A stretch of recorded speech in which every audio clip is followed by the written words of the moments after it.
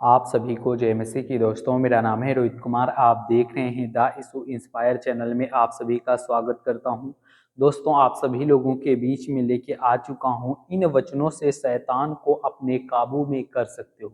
दोस्तों, आज हमारे उन मसीह भाई बहनों के लिए ये वीडियो लेके आया हूं जो लोग अपने जीवन में हमेशा शैतानी हरकत और शैतानी ताकत से परेशान रहते हैं।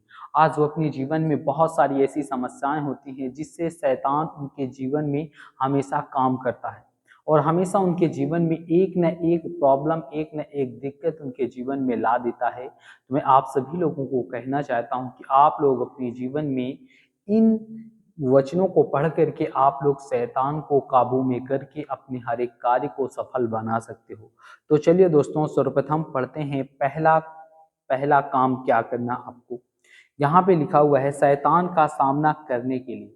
आपको शैतान का सामना करने के लिए किसका आपका प्रयोग करना पड़ेगा। मैं आप सभी लोगों को कहना चाहता हूं कि जब आप लोग सर्वप्रथम क्या करें, पहले शैतान का सामना करें। और शैतान का सामना करने से पहले आप लोगों को परमेश्वर के वचन को हथियार बनाना होगा और उसे बना करके आप लोग शैतान को डरा सकते हो और शैतान का सामना कर सकते हो। यहाँ पे परमेश्वर का वचन बताया जाता है, लिखा हुआ है, तुम शैतान का सामना करो तो वह तुम्हारे से भाग जाएगा। यानी कि मेरे प्रियो, अगर हम लोग शैतान का डट करके सामना करते हैं और डट करके सामना करके हम लोग प्रार्थना और विनती और परमेश्वर के वचन पे अपने जीवन को व्यतीत करते हो, तो मेरे प्रियो यहाँ पे परमेश्वर का वचन कहता है कि तुम शैतान का सामना करोगे तो शैतान तुम्हारे सामने से भाग जाएगा। शैतान तुम्हारे सामने टिक नहीं पाएगा।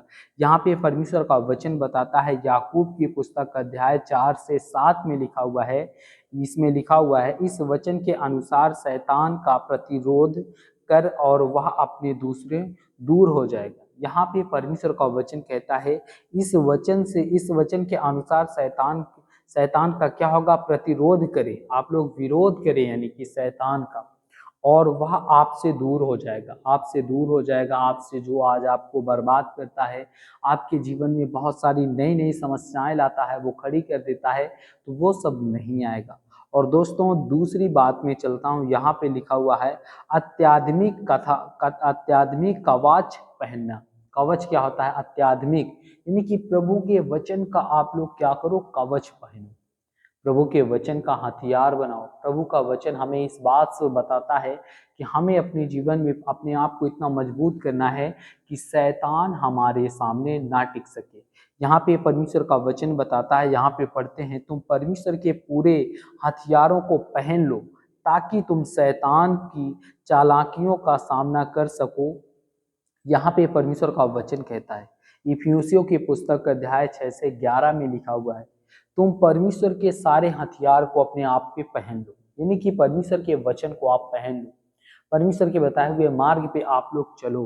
परमेश्वर यहाँ पे कहता है कि तुम अब मेरे जितने भी हथियार हैं, मेरे जितने भी वचन है, उन सबको पहन लो और शैतान की हर एक चालाकी का आप लोग सामना कर सको।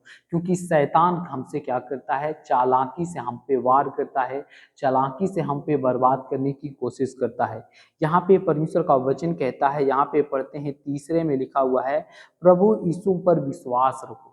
यानी कि आप अपने जीवन में कुछ मसीह लोग होते हैं जो अपने जीवन में विश्वास तो करते हैं, लेकिन उनके विश्वास में एक अटूट विश्वास नहीं होता।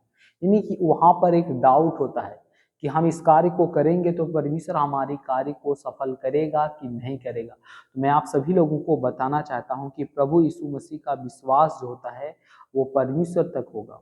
परमेश्वर इस बात को यहाँ पे कहता है, यहाँ पे पढ़ते हैं, रोमियो की पुस्तक अध्याय 10 से 13 में लिखा हुआ है, जितने भी प्रभु यीशु मसीह का नाम पुकारते हैं वो सब बचाए जाएंगे। यानी कि आप अपने जीवन में अगर प्रभु यीशु मसीह के नाम को आप पुकारते हो, प्रभु यीशु मसीह के वचन के तहत आप अपने जीवन को व्यतीत करते हो, तो मेरे प्रियो, परमेश्वर का वचन कहता है कि तुम्हें बचाया जाएगा, परमेश्वर तुम्हें बचाएगा।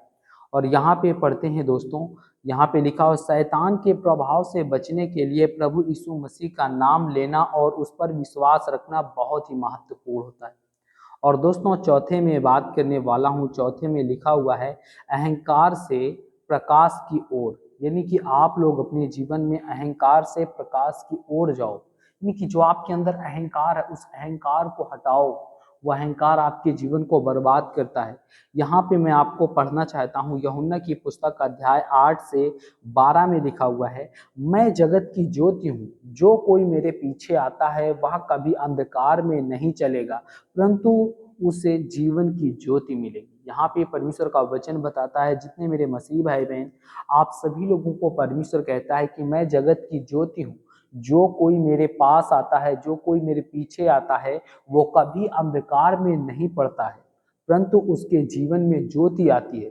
उसके जीवन में जो भी समस्याएं, जो भी दिक्कतें और जो भी मुसीबतें, वो कभी भी उसके जीवन में प्रवेश नहीं करेंगे, क्योंकि वो परमेश्वर के पीछे चल रहा है।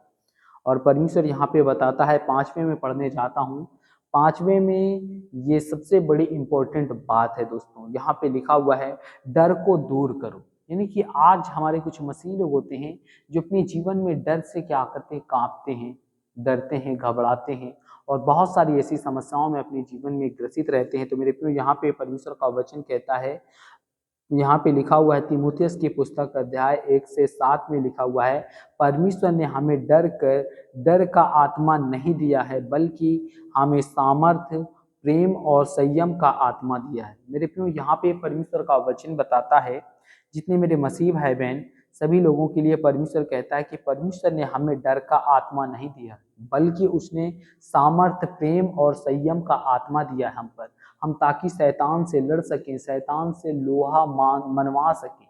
परमेश्वर इस बात को हमें बताता है। और यहाँ पे परमेश्वर का वचन कहता है, यह वचन हमें आत्मविश्वास और साहस देता है, और जो शैतान का सामना करने के लिए आवश्यक होता है। यानी कि मेरे प्रियो, हर एक वचन जो है, वो परमेश्वर का वचन जो है, वो हमें हमेशा आत्मविश्वास करता है और हमें साहस देता है, ताकि हम लोग शैतान का सामना कर सकें, शैतान का विरोध कर सकें। तो जितने मेरे मसीह भाई बहन, आप सभी लोगों को जय मसीह की दोस्तों। God bless you all of you, आमीन। नेक्स्ट वीडियो मिलता हूँ दोस्तों।